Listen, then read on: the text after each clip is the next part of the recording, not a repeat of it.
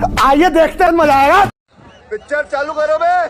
चलो चलो चलो। विवाह कर लिया क्या ईवीएम से साहब आपने? रुको जरा, सबर करो। आपने कहा कि बूथ लूटे जाते थे। सुधांशु त्रिवेदी जी, बूथ लूटे जाते थे तब जग जाहिर हो जाता था, जब वो बैलेट पेपर से होता था कि बूथ लूट लिए। अच्छा, हमको सिखा दिया है। अभी तो ईवीएम से वोट लूट लिए, सत्ता लूट ली आप लोगों ने। सवाल उस बात का है सुधांशु त्रिवेदी जी। चल झूठा। मैं सिर्फ 3 सवाल देश के सामने रखना चाहता हूं और साहस हो तो इन प्रश्नों का जवाब दीजिएगा। कौन है? क्यों है?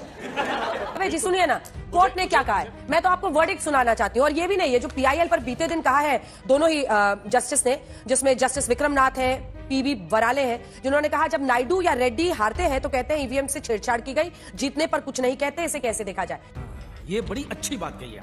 मैं तो आपको असल जो पूरा मामले की सुनवाई हुई, जिसमें तमाम पार्टियों ने आप लोगों के पक्ष की तरफ से दलील रखी गई।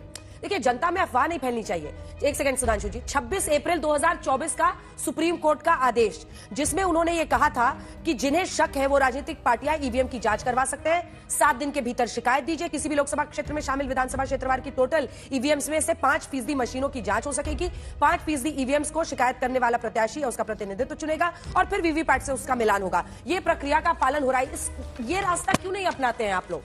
अभी पता चलेगा।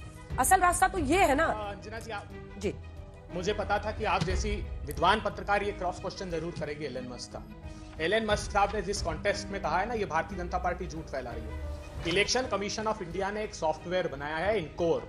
उस सॉफ्टवेयर के माध्यम से जो टेबुलेशन है वो इतनी फास्ट हो गया, उस पर एलन मस्क ने रिप्लाई किया है। एलन मस्क ने दोहरा व्यवहार नहीं किया। एक बात बता दूं, अच्छा, मैं ये पूछना चाहता हूं, क्यों साहब एकमात्र भारतीय जनता पार्टी और विपक्ष सत्ताधारी दल है जिनको यह आपत्ति नहीं होती कि 11 दिन बाद वोट परसेंटेज अपडेट करते हैं और 7-7, 8-8% वोट बढ़ जाता है। मेरे पास पूरी की पूरी लिस्ट है। 9 और 10-10% भी वोट परसेंटेज बढ़ा है अपडेट करने में 8-8, 9-9 दिन बाद। क्यों ये संभव हो रहा है, हम जानना चाहते हैं। चलिए आप ये करा लेते हैं कि 10 जगह करा कर देखिए। चलिए इसी महाराष्ट्र में 10 जगह बैलेट पुट से करा के देखिए, पर्चियां निकाल करके आपको पता लग जाएगा दूध का दूध और पानी का पानी।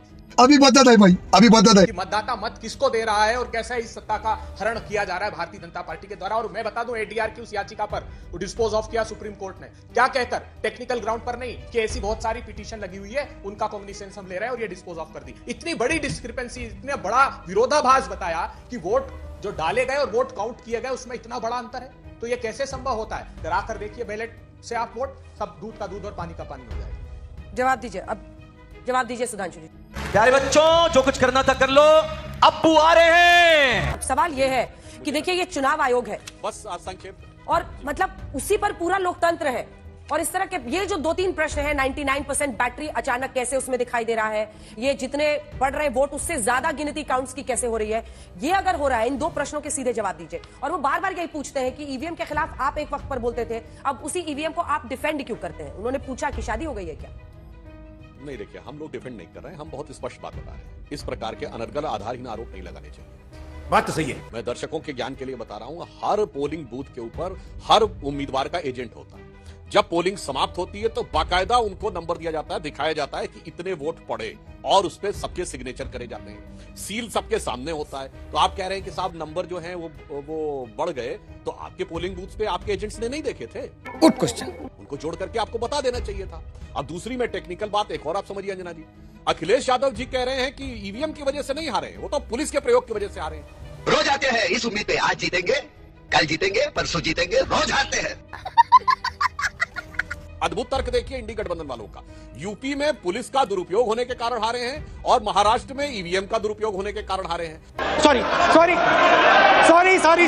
और यदि कांग्रेस पार्टी और अभय जी को इतनी समस्या है तो मैं इनसे विनम्रता से कहना चाहता हूं, क्यों आप कह रहे हैं महाराष्ट्र की 10 कॉन्स्टिट्यूंसी में आपकी झारखंड और कश्मीर की सरकार इस्तीफा दे दे, ब्रांड बढ़िया। और कहे कि दोबारा चुनाव होना चाहिए और वो भी बैलेट से होना चाहिए। ये हुई ना बात।